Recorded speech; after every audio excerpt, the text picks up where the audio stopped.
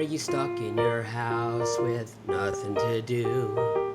Erin is here to bake with you. Quarantine Baking with Erin. Hi, and welcome to Quarantine Baking with Erin. Today we will be making Michael's key lime pie. I put that in air quotes because this is not a pie that I would probably make for anybody else besides Michael. Because one crucial element of the pie is that there is no crust. It's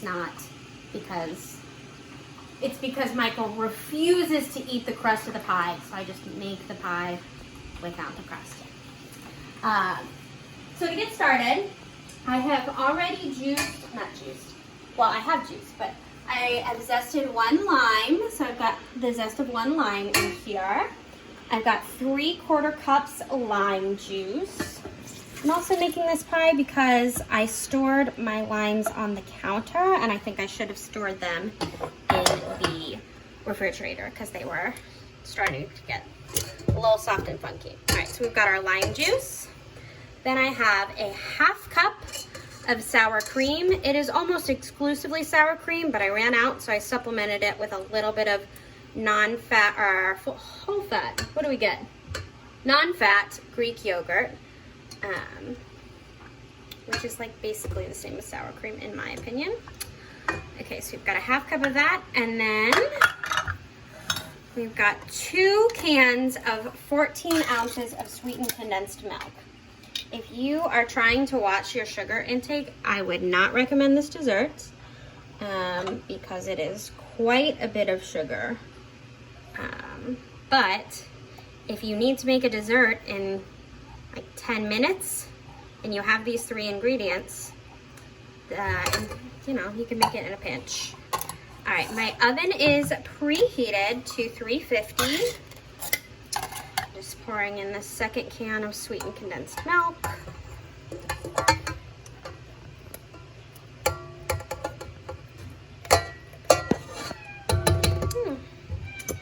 That's Minerva, who wants attention. All right, and we're just gonna mix this together. Ooh, the bowl seems to not be on straight. What did I do? Okay. This seems a little more sloshy than usual. All right. I'm just gonna mix it until it's combined, which shouldn't take very long. And that's about it.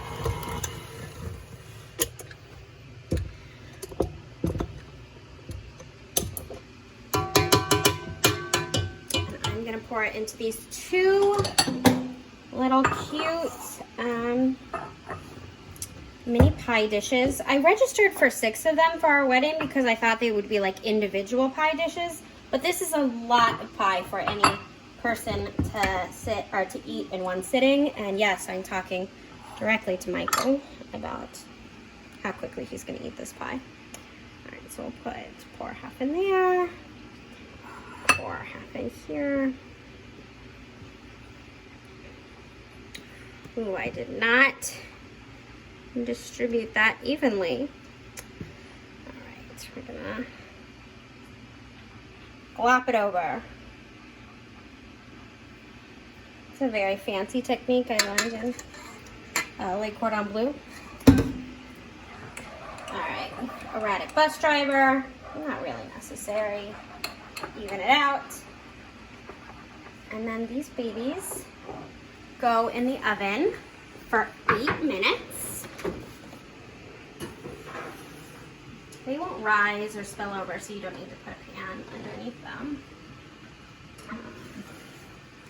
All right, and we will check back in 8 minutes. All right, so we're waiting. Our timer is about to go off.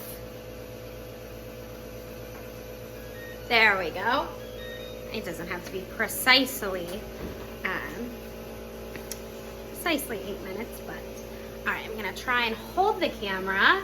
Michael's busy. I'm gonna try and hold the camera. I'm gonna have to sit this down. Sorry for the shakiness.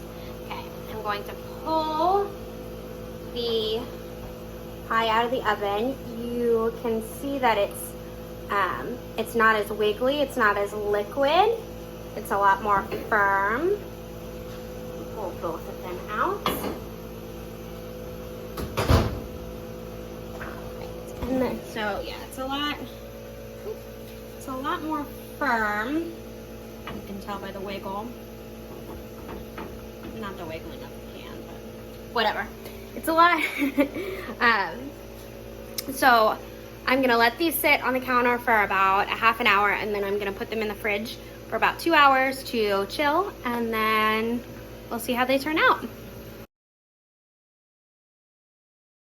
All right, so we're going in for the final verdict, and I can already tell you before I taste it that it's going to be excellent. So let's get a confirmation. The texture is perfect. What's the texture like? Ooh.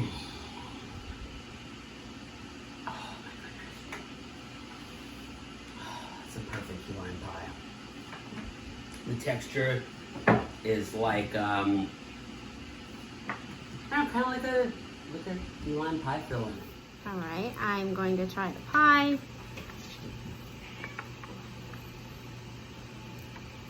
It tastes like it needs a graham cracker crust and then to be covered in meringue. But it tastes pretty good for pie filling and nothing else. It's fantastic. I would give it a 5 out of 10 for being just one ingredient or one component. 10 out of 10. Easily. Bye! Well, are you stuck in your house with nothing to do? Erin is here to bake with you. Quarantine Baking with Erin.